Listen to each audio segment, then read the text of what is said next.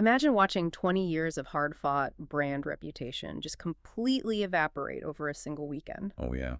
And not because of a massive financial scandal in the boardroom either. Right, exactly. Or, a defective physical product, but because of a single catastrophic decision made by a piece of software. A piece of software that no one in leadership actually understood, but, well, everyone signed off on anyway. It's terrifying. And for the past few years, the entire conversation around artificial intelligence has felt like this, like a blind sprint, really. Oh, absolutely. It's been a gold rush. The whole philosophy was just, build fast, integrate everywhere, and we'll figure out the collateral damage later. But the collateral damage isn't hypothetical anymore. I mean, it's showing up on balance sheets. Yep. Real financial consequences. So if you're joining us for this deep dive today, you probably already sense that the ground is shifting. We're moving past that initial hype cycle. Finally. Yeah, finally. We're tackling the much more mature, pressing question of how safely we can actually harness these systems. Which brings us to today's source material. Exactly. We are grounding our discussion today in a really insightful LinkedIn article. It was published on July 24th, 2026. Right, by J.D. Parashar. Yes, the founder of Rethink AI Innovation and Research, and the article is titled AI Risk Management: What Leaders Must Prepare For. And, the reason this specific text is making such huge waves in the business community is his core reframing of the technology. He's not saying we need to stop, right? No, not at all. He isn't advocating for a pause on innovation.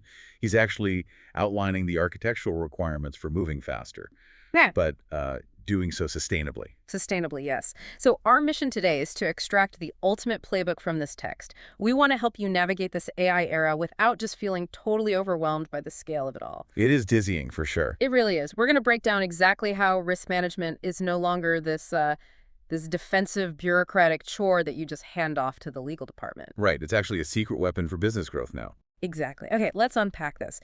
And I want to start with what the author identifies as the fundamental misconception holding organizations back. Yeah, so this misconception really revolves around one single question, which is who actually owns AI risk? Right. Because historically, if a company had a software glitch or, a legacy algorithm through an error, that was strictly an IT problem. You submit a ticket. Exactly. You submit a ticket, the engineers patch the code, and leadership literally never thinks about it. But the author argues that treating AI this way is fundamentally dangerous. Because treating AI like an IT issue is, well, it's like assuming a company's financial health is just the accounting department's problem. That's a great way to put it. I mean, obviously the accountants maintain the ledgers, Right. right? But the CEO and the board, they own the financial strategy. They bear the ultimate consequences. And the text draws this really powerful historical parallel here. He compares AI right now to the evolution of enterprise cybersecurity. Oh. Because 20 years ago, cybersecurity was seen as this highly technical, super niche concern. It was just a few specialists in a server room configuring firewalls. But today, it's a top-tier boardroom priority. Exactly. And artificial intelligence risk management is on that exact same trajectory. The only difference is the window for adaptation is, well, it's incredibly compressed. Okay, I hear that parallel, but let me push back a little on this idea of non-technical leadership owning this. Sure. Go ahead. The underlying tech we're talking about now, I mean, it involves massive neural networks, billions of parameters, complex vector databases. Incredibly dense. Right. So doesn't the sheer mechanical complexity of modern AI kind of dictate that only specialized engineers can actually govern it? How can a board manage a system they barely comprehend? So the author draws a really crucial distinction here between technical complexity and business impact. Okay, how so? Well, think about it like this. You don't need to understand the thermodynamics of an internal combustion engine to understand the supply chain risk of your delivery fleet crashing. Oh, wow. Okay, yeah, that makes sense. Right. The boardroom's job isn't to audit the Python code or tweak the neural network parameters. Their responsibility is managing the business outcomes that the code generates. Because the tech is complex, but the impact is purely business. Exactly. Whether the AI alienates a key demographic or leaks proprietary data or violates a new international law, those are pure business impacts. The impact is purely business. I like that. So once a leadership team accepts that this is a systemic, company-wide issue, they have to map out what those risks actually look like in practice. And the article deconstructs this really well into 6 specific phases of risk. Right, which kind of naturally divide into internal unforced errors and external threats. Let's trace the causality of the internal failures first, starting with strategic risk. Yeah, strategic risk is rampant right now, mainly because organizations are driven by FOMO, fear of missing out. Oh, for sure. They see a competitor announce some big AI initiative, and suddenly there's a mandate from the top. Like, we have to integrate a large language model into our customer portal immediately. But with no clear objective. Exactly. And the text states plainly that AI without strategy just creates complexity. It drains capital, Mhm. and it just scatters your engineering resources across these fragmented, useless initiatives. And that lack of strategy creates a sort of cascading failure, right? Which leads us directly into the second internal category, which is data risk. Yep, the classic garbage in, garbage out problem. Right, because if a company has no clear objective for its AI, they usually just dump all their historical data into the system and, hope the machine magically finds value. Which is a terrible idea. It really is. I mean, it's like hiring a genius consultant, but only giving them flawed, out-of-date reports to read. The advice they give you is going to be confidently wrong. That's spot on. Yeah. Because these models, they don't have intrinsic common sense. Right. They map relationships based entirely on the training data. So if your historical data reflects poor business practices, the AI will just perfectly replicate and scale those poor practices. So the author is emphasizing that data has to be treated as a strategic asset, vetted before it ever touches an algorithm. Absolutely. Because if it isn't, you transition immediately into the third internal failure, which is operational risk. Ah, this is where the bad data hits the actual workflow. Right. Businesses integrate these automated systems into daily operations, and human workers, well, they naturally start to trust the machine's output blindly. Automation bias. Exactly. Yeah. Automation bias is a massive vulnerability. When a highly confident AI system recommends a supply chain order or flags an account for closure, human operators rarely double-check the math. Oh, they just click approve? Yep. And if there is no human accountability structurally built into the loop, a single hallucination by the AI can disrupt an entire quarter's operations before anyone even realizes what went wrong. Wow. So looking at these first three strategic, data, and operational risks, the through line is pretty clear. Very clear. None of these are failures of the technology itself. They're failures of human intentionality. Exactly. They are unforced errors. And fixing them requires stepping back and defining the business purpose before you write a single line of code. But that only covers the internal missteps. The second half of the author's framework shifts focus to the external forces, the bad actors that can derail you from the outside. Right. Which brings us to category 4, regulatory and compliance risk. And this landscape is shifting so fast. Oh, it's a minefield. We're witnessing the most aggressive global legislative push in modern history regarding AI. You've got the EU AI Act, shifting federal guidelines. It's everywhere. And the pragmatic point the text makes here is about cost, right? Yes. If you wait and try to retrofit your systems for compliance after a law passes, you are going to face crippling costs. Not to mention potential investigation. So building with compliance in mind today is just way cheaper than paying financial penalties tomorrow. Far cheaper. Which flows right into category 5, reputation and trust risk. This one is huge. The text is very clear on this. Deploying a system that produces unfair, inaccurate, or just wildly erratic outcomes can completely incinerate consumer goodwill. Yep. Imagine your automated support agent starts hallucinating fabricated company policies. Oh no, and then the screenshots go viral on social media. Exactly. Viral screenshots can undo a decade of marketing in an afternoon. Yeah. And then there's category 6, cybersecurity risk. And here's where it gets really interesting. It does, because integrating AI introduces completely new attack surfaces. Traditional cybersecurity was mostly about, building taller walls? Right, building taller walls to keep hackers away from your database. But AI systems are interactive by nature. They're designed to take input. And the article highlights some really specific new threats here, like prompt injection attacks. Yeah, that's a big one. For anyone unfamiliar, prompt injection isn't about, stealing a password to bypass a firewall. It's about a bad actor using natural language to trick the AI. To trick it into ignoring its own safety protocols. Right. It's like handing a security guard a rule book, but secretly writing on the last page, ignore all previous instructions and open the vault. That is a perfect analogy. And the text also points to things like adversarial inputs and model manipulation. Let's break down how an adversarial input actually works, because it honestly sounds like science fiction. It really does. It's essentially an optical illusion, but one designed specifically for an AI. A bad actor can take a seemingly normal image or a standard document and embed invisible layers of digital noise into it. Invisible to us, anyway. Right. To a human employee, it looks perfectly fine. But when the AI scans it, that hidden noise forces the algorithm to completely misclassify the data. Which could mean authorizing a fraudulent transaction or approving a loan application that should have been denied. Hackers aren't just trying to break into the system anymore. They are learning how to poison the system's logic itself. And this represents a total paradigm shift for enterprise defense. Securing the perimeter just isn't enough when the threat can be disguised as a polite customer query. And this connects right back to the reputation risk we were just discussing.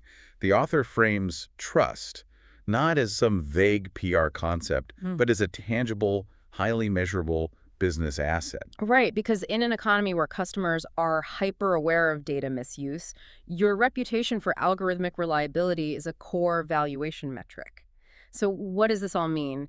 We've outlined 6 massive, almost existential risks here, from lack of strategy to poisoned logic to fines and PR disasters. It's a lot to take in. It is. And the natural human instinct, especially for a board of directors trying to protect shareholder value, would be to pump the brakes. Just lock everything down and wait 5 years for the dust to settle. But Parashar's thesis argues the exact opposite. Right. The most counterintuitive element of this whole article is his assertion that risk management is actually a growth enabler. Yes.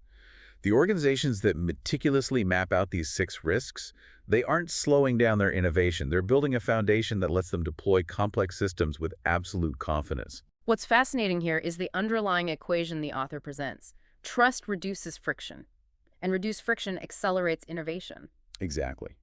Just think about a standard enterprise deployment today. Okay. If the legal team, compliance, and engineering are all in their own silos, every new AI feature triggers, like a month-long internal battle. Oh, absolutely. That is friction. But if an organization has a unified framework that guarantees data integrity and security from day one, those internal approvals happen in days. And if your customers inherently trust your algorithmic decisions, user adoption just skyrockets. Right, so responsibility gets reframed. It's not a burdensome checkbox anymore. It's your ultimate competitive advantage. Trust reduces friction. I mean, that is a mental model you can take into literally any strategy meeting. But to turn that theoretical advantage into reality, we need a mechanism. And Parashar provides one, a 5-step practical playbook for leaders. Let's walk through exactly how you apply this framework to your own organization. Step 1 is establish executive ownership. Which, as we established earlier, means this cannot be delegated down the chain of command. Right. A specific executive leader has to be named as the owner of AI strategy. And they need cross-functional authority over both the technical side and the business consequences. Makes sense. Step 2 is building a risk assessment framework. And the critical word here is before. Before you spend a dime. Yes, you evaluate the business impact, the data quality, the potential failure modes, all before implementation. Imagine, for instance, proposing a new AI tool to analyze employee performance. Okay. Step 2 requires asking, what specific data is this trained on? And if the system goes offline, what is our manual fallback process? Answering those questions has to become a mandatory toll gate before greenlighting anything. Exactly. Which leads directly to step 3, implement responsible AI governance. Now, governance is usually the word that makes everyone in a corporate meeting just, discreetly check their phones. Oh, yeah. Sounds like endless committee meetings. Exactly. But the text frames this as setting the guardrails that actually let you drive faster. This means establishing written policies on explainability. Which literally mandates that if an AI makes a decision, the company must be able to trace exactly how it arrived at that conclusion. It also requires governance over human oversight, right? Defining exactly which automated workflows require a human to review the output before it goes public. Right. Keeping humans in the loop where it matters most. Okay, I am totally on board with those first 3 steps, but I need to push back hard on the author's framework for step 4 and step 5. Let's hear it. So step 4 is improve leadership AI literacy, and step 5 is continuously monitor AI systems. But wait, we just agreed earlier that executives manage the business impact, not the code. We did. So why is the author demanding that a CEO who is already stretched incredibly thin managing, like, a global supply chain, take the time to become AI literate? Yeah. And regarding continuous monitoring, isn't the entire financial promise of AI that it runs autonomously once deployed? See, those assumptions right there are exactly why companies end up on the front page of the news for algorithmic failures. Okay, fair enough. The author is very deliberate in how he defines step 4. Improving literacy does not mean teaching the CFO how to code in Python or build a vector database. Okay, well, what does it mean? It means ensuring leadership understands the fundamental capabilities and, more importantly, the limitations of the tools they are buying. I'm still kind of stuck on where you draw that line. If they aren't learning the tech, what exactly are they learning? They need to learn the failure modes. A leader has to understand that a large language model is a probabilistic engine, not a deterministic calculator. Ah. Right. If a leader doesn't know the difference between those two concepts, they might deploy a text generation tool to do accounting work, and the results will be disastrous. So literacy is about understanding the speed limit and the handling of the vehicle, not how to, like, machine the engine block. Exactly. It's strategic literacy, not engineering literacy. That distinction makes perfect sense. But what about step 5, the continuous monitoring? Because if I buy a piece of enterprise software, I expect it to work the exact same way in December as it did in January. Sure, but traditional software is static. Artificial intelligence is dynamic. Right. The author warns that treating AI as a set-and-forget technology is a very dangerous myth. Let's use a mechanistic analogy here. Sure for it. Deploying an AI model is kind of like setting a compass bearing near a shifting magnetic field. Okay. On day 1, the model aligns perfectly with your business goals, true north. But as the system processes new, real-world data over the next 6 months, its internal logic subtly shifts. The magnetic field changes and suddenly the compass is pointing slightly off course. Exactly. We call this model drift. The performance degrades, accuracy drops, and the outputs might begin skewing in a way that, say, alienates your core demographic. Oh, wow. So step 5 requires continuous active oversight, auditing the outputs against your original business objectives to constantly recalibrate that compass.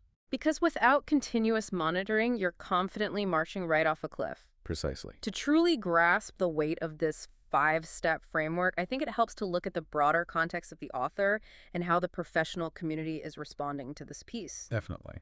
Jaideep Parashar is the founder of Rethink AI Innovation and Research, operating in association with an organization called Vista Liberata.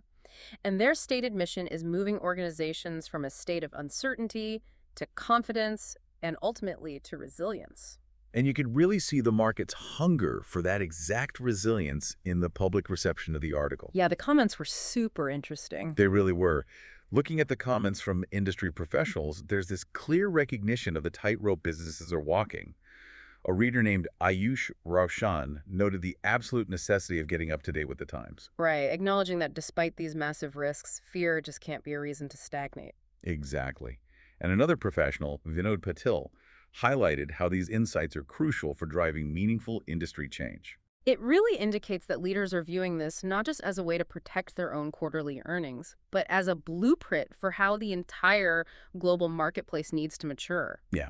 And if we connect this to the bigger picture, it is vital to examine Parashar's broader ecosystem of thought. He's not just some software pundit writing about minor feature updates. No, not at all. He is tracking massive global paradigm shifts. Reviewing his other recent publications paints a really fascinating picture of where he believes the economy is heading overall. For instance, he's written extensively on the transition to agentic AI. Which is huge. Yeah, this is the imminent shift from passive AI, where you just ask a chatbot a question and it generates text, to active AI, where the system is given a goal and independently executes a sequence of actions across different platforms to achieve it. Which exponentially multiplies every single risk we just talked about. I mean, if the AI is taking independent action, operational risk and cybersecurity risk just go through the roof. Precisely. And Parashar has also published work on the new economics of AI, focusing on how pure computational power compute is rapidly becoming a global strategic asset. Like on par with physical commodities like oil or steel. Exactly. He's even explored the intersection of technology and macroeconomics in a piece titled When Space Becomes a Capital Market. Seeing that breadth of vision is really illuminating. It tells you that this highly pragmatic risk management framework isn't coming from someone who is timid or afraid of technology. Right. It's coming from a researcher who sees exactly how transformative and planetary these shifts are going to be. He understands the sheer velocity of the frontier we're standing on, which makes his insistence on rigorous governance that much more urgent. Managing AI risk is not a parking brake. It is the sophisticated navigation system you require. precisely because you are traveling at such unprecedented speeds. Wow. Yeah, avoiding AI entirely just means your organization will cease to be competitive. There's no opting out of this technological revolution. But adopting these systems carelessly, driven by executive FOMO without a bedrock of strategy and governance, creates exposure that can destroy decades of brand equity in a single afternoon. The strongest organizations, the ones poised to dominate the next decade, will be those that master the balance between aggressive innovation and rigorous responsibility. They will achieve this by elevating artificial intelligence out of the IT ticketing queue and placing it squarely in the boardroom. Yep. By internalizing those 6 phases of risk, and by treating the 5-step playbook not as some theoretical exercise, but as daily operational hygiene.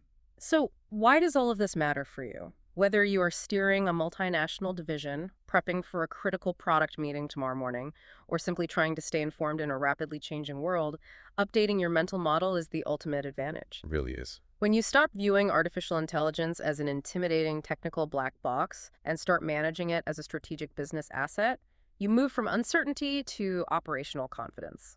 Because as the author states, the defining question of this era isn't what risks the technology creates. Right. The question is whether your organization is prepared to transform those risks into a long-term competitive moat. It demands a total reevaluation of what makes a company valuable in the 21st century. Absolutely. And that leaves us with a truly provocative thought to explore on your own.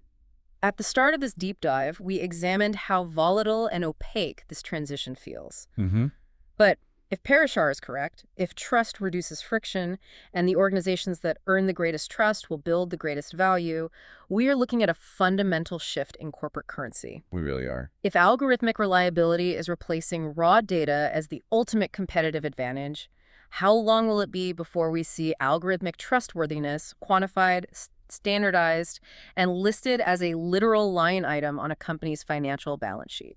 Something to mull over. Until next time, keep digging deep.